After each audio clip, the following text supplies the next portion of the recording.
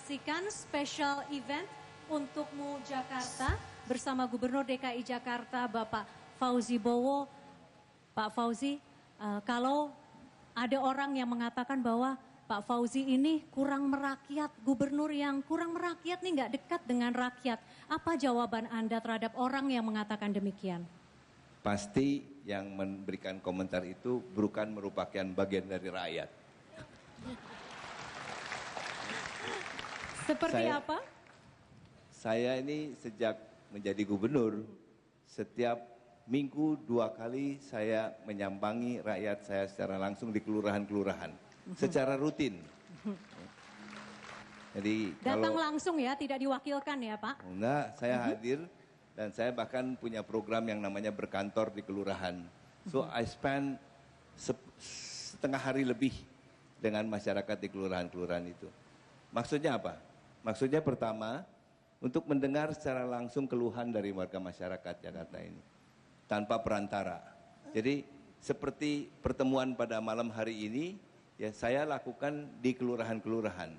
So they're free to talk to the government, arti bisa bicara langsung dengan gubernurnya, bisa menyampaikan keluhannya, dan bisa juga mendapatkan informasi langsung dari gubernurnya. Ya. Kemudian yang kedua, maksud dan tujuan saya di kelurahan itu adalah juga untuk memotivasi teman-teman saya yang ada di kelurahan. Karena mereka ini adalah garis depan dari tatanan pemerintahan kita. Ya.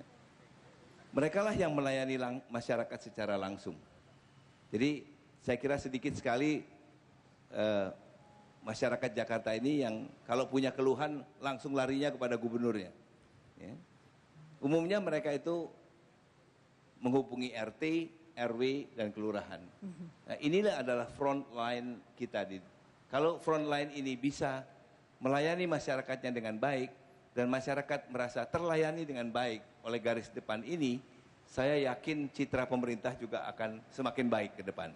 Nah, lebih jauh Pak Fauzi tentang seperti apa wajah infrastruktur sosial yang ada sekarang, kita saksikan tayangan berikut.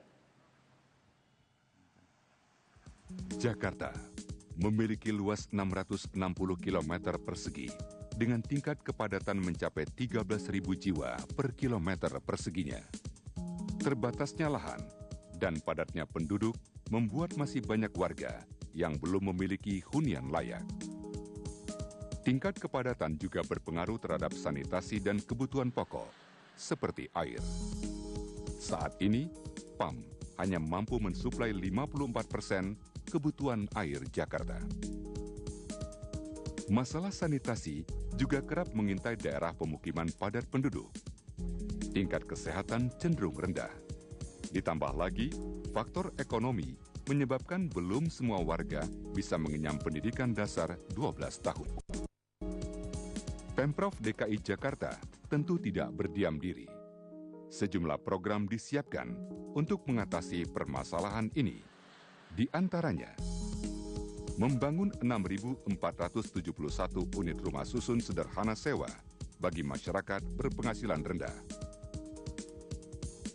Menambah kapasitas PAM melalui pipanisasi air dari Waduk Jatiluhur. Memperbanyak daerah resapan air, serta mengoptimalkan waduk sebagai cadangan air.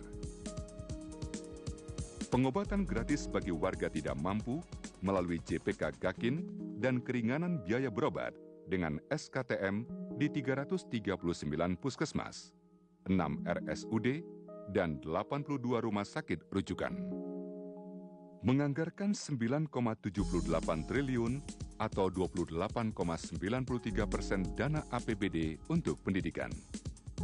Anggaran ini digunakan untuk sekolah gratis bagi 1,3 juta siswa, rehabilitasi sekolah, biaya operasional sekolah, dan kesejahteraan guru.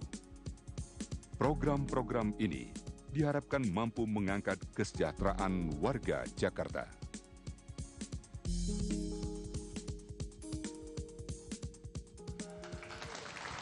Iya, langsung saja kami undang pertanyaan dari floor. Syahnas, silakan Syahnas. Kalau di sebelah saya ini semuanya sudah mengenal ya dengan luar biasa wanita cantik. Kapan tuanya Tante? Sekarang. Oh sekarang, iya. Nanti. Nanti, mau nanya apa?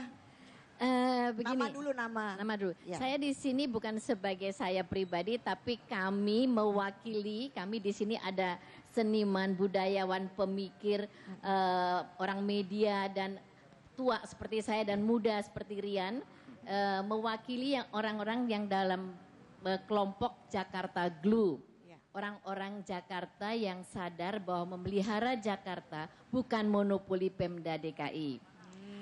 Nah, Namanya siapa tadi belum? Jakarta Glue. Namanya. Nama saya. Iya. Nama saya Nini. Oh, iya. Nini panggil tuh Nini juga berarti nenek kan? Oh iya. Nah, apa namanya? Kami berusaha menumbuhkan, mengembangkan rasa ikatan lem, makanya glue ya. Spirit ini kepada seluruh masyarakat Jakarta. Yuk kita pelihara Jakarta sama-sama. Tepuk tangan untuk Jakarta Glue. Nah, di sini salah satu dari kami adalah seorang direktur rumah sakit pemerintah. Sayangnya beliau tidak bisa datang kemari, maka beliau menitipkan pertanyaan kepada saya, Pak Gubernur. Gini pertanyaannya, menurut literatur, pasien yang dirawat pada rumah sakit yang mempunyai konsep green akan lebih cepat masa pemulihannya. Apakah DKI punya rencana mendirikan rumah sakit berbasis green? Artinya hemat energi, nyaman dan aman. Terutama di Jakarta Selatan itu belum ada RSUD-nya. Demikian pertanyaannya. Terima kasih. Terima kasih, kasih Bu Ibu Nini. Nini. Tante Nini terima kasih banyak ya. Ya. Melengkapi pertanyaannya Bu Nini tadi, bahwa memang betul Jakarta Selatan belum memiliki rumah sakit umum daerah. Sekarang kita akan bangun rumah sakit umum daerah di Jakarta Selatan. Lokasinya juga sudah kita tahu, yaitu di Ragunan.